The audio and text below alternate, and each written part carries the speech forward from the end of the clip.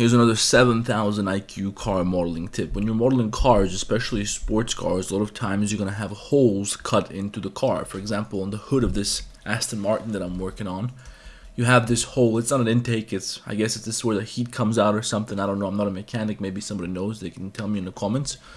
But there's a lot of places where you have a hole cut into the body of the car. Now, the way I made this was a fucking headache. Okay, I spent probably about an hour messing around with this, trying to clean it up, and it's still not very clean.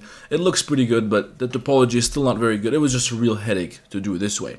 A lot of times you're going to be able to do this very easily in just a couple of clicks, just a couple of seconds. It's not going to be good topology, but it's going to be very easy. So let me show you. So let's say we want to cut a hole over here in the front. Alright, we're gonna, and by the way, we have a mirror modifier active on this hood, and also we have a subdivision surface modifier making everything a little bit smoother. So let's say we want to cut a hole here. What we do is we create an object, let's say a cube, and the intersection of this cube and the surface below is going to be the shape of this hole. So let's say, for example, we want a hole that looks, it's going to be at an angle. We're going to tilt this forward so it's sheared like this. It doesn't really matter what it is. It's just some sort of a hole. Let's say it's supposed to be something like this. Maybe we pull this outwards a little bit more. Let's say it's supposed to be something like this. Now, we're going to use this to cut a hole. And if you want to, you can rotate it a little bit. It doesn't even matter. We're first going to add a modifier, generate bevel. Okay.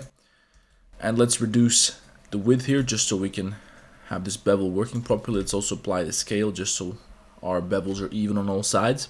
We're going to turn up the segments to something like 5, 6, 7 even. It's up to you how far you want to go, but if you go less than that, it's going to look a little bit chunky, so it depends on how high in polygons you're going. I'm going super high poly with this one because I want it to look pretty, so I don't care, but if you're doing it for a game or something, you probably want to keep that shit under control a little bit. So we have a bevel modifier, and I'm doing this because I want to be able to adjust my bevel later on as we go. If I want to, I'll be able to do that. If I just add these bevels manually in object mode, then I can't really undo them. It's very hard to change the width. Once it's done, it's hard to undo them or anything like that. So we have the bevel on our object, and now we're going to use our boolean modifier. Now, I don't usually like to do boolean modifiers because they fuck up your topology, but sometimes topology doesn't really matter that much.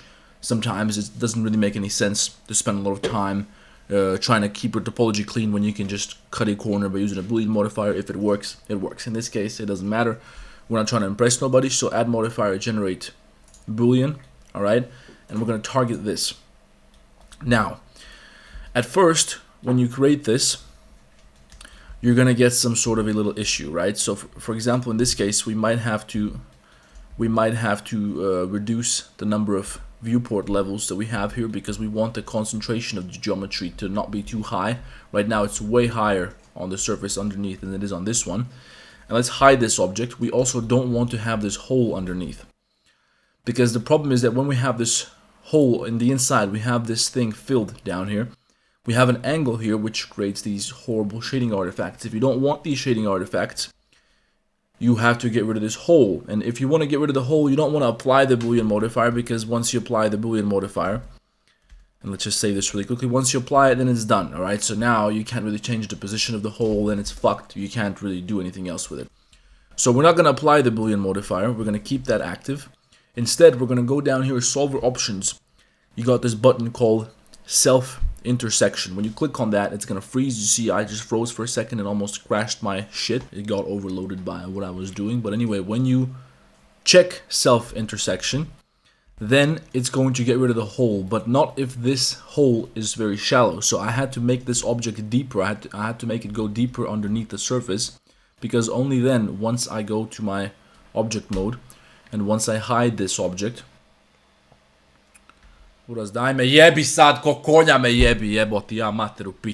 hide this object with H, so now this object is still making a hole, but as you can see, we don't have any shading artifacts.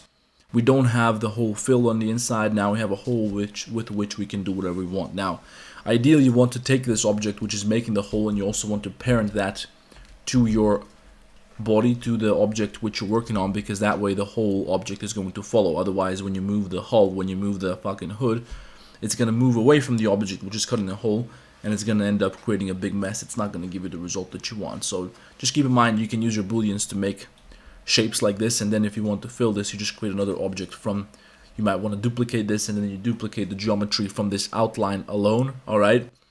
Because in the second object you applied your Boolean modifier. I can make another video about this if you guys want. I don't want to make this video too long, so just let me know if you want me to talk to you a little bit more about how to fill this with another object like this one up here, for example. But anyway, that's how you do this. So if you guys want some more tips, check out my Blender Masterclass course. There's a link for that in the description. Let me know in the comments what you want to see next. Also join our Discord, and I'll see you guys in the next one.